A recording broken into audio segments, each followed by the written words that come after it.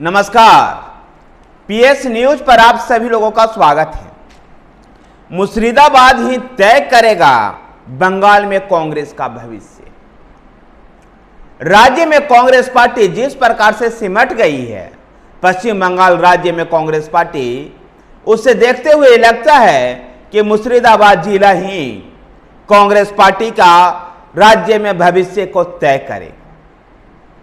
बहरामपुर से राज्य प्रदेश कमेटी के अध्यक्ष अधीर रंजन चौधरी स्वयं चुनाव मैदान में हैं, तो मुर्शिदाबाद से अधीर रंजन चौधरी के नए साथी और सीपीआईएम के राज्य महासचिव मोहम्मद सलीम चुनाव मैदान में हैं। जहां कांग्रेस पार्टी के लिए बहरामपुर की सीट बड़ा महत्वपूर्ण हो चुका है। अगर बहरामपुर कांग्रेस पार्टी हारती है तो राज्य में कांग्रेस पार्टी शून्य पर पहुंच सकती है। ऐसे में कांग्रेस के लिए चुनौती है कि बहरामपुर की इस किला को बचाए रखा जाए, तो वहीं पर मुर्शिदाबाद में वाम मोर्चा भी अपनी अंतिम लड़ाई लड़ रही है। अगर मोहम्मद सलीम की हार हुई तो समाप्त कम्युनिस्ट पार्टी का अस्तित्व भी बंगाल के राजनीति से खत्म हो जाएगा।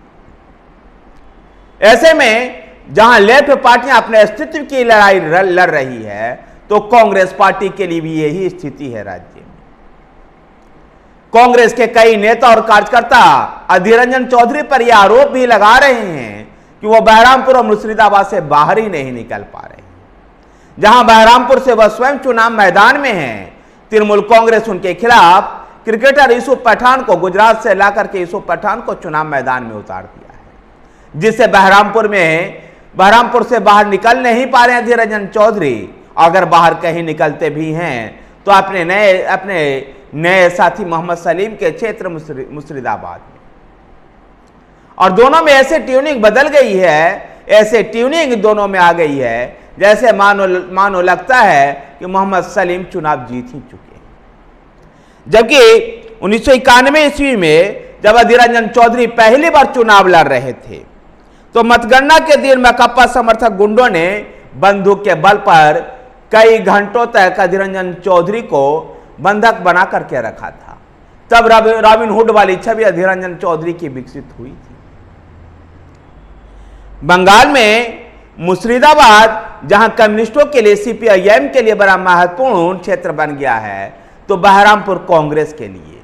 अब ऐसे में देखना दिलचस्प होगा कि ममता बनर्जी जब यह भली भांति जानती है कि कांग्रेस और वाम मोर्चा को अगर राज्य में जरा सी भी जगह दी गई, तो इसका मतलब है कि आगामी विधानसभा चुनाव में भारतीय जनता पार्टी की जीत होगी।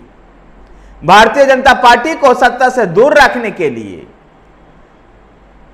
कांग्रेस और वाम मोर्चा के साथ गठबंधन तृणमूल कांग्रेस ने नहीं किया।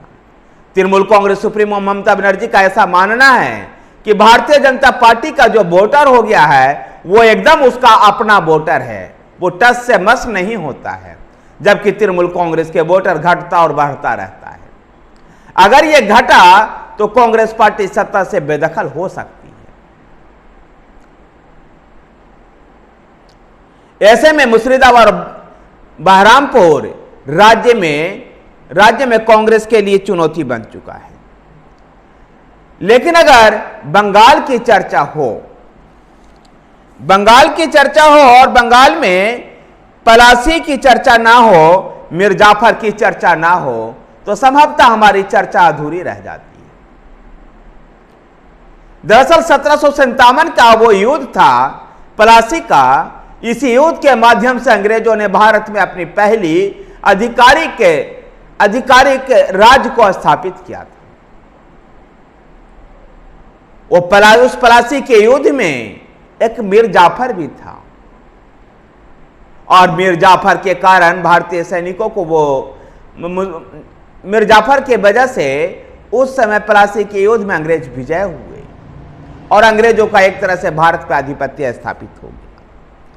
मुर्शिदाबाद और बहरामपुर में तो खैर पलासी का युद्ध और मीर जाफर की चर्चा नहीं है, लेकिन पलासी और मीर जाफर का लोकसभा चुनाव से कोई संबंध भी नहीं है।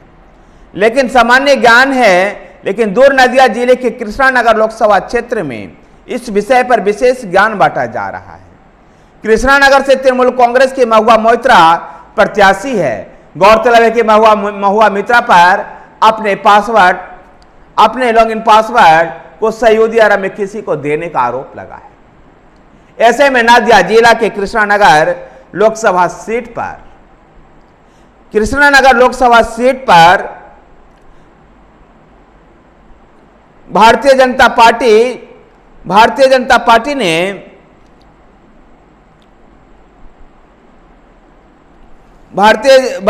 पार्टी ने महुआ मोइत्रा के खिलाफ पूर्व राज्य परिवार की बहू अमृता रॉय को चुनाव मैदान में उतारा है। कृष्णानगर के अमृता रॉय को चुनाव मैदान में उतारने की वजह से राजा कृष्णचंद्र रॉय के नाम उछल रहा है। गौरतलब है कि उस समय प्लासी के युद्ध के समय में राजा कृष्णचंद्र रॉय ने अंग्रेजों को प्लासी में बुलाया था और इस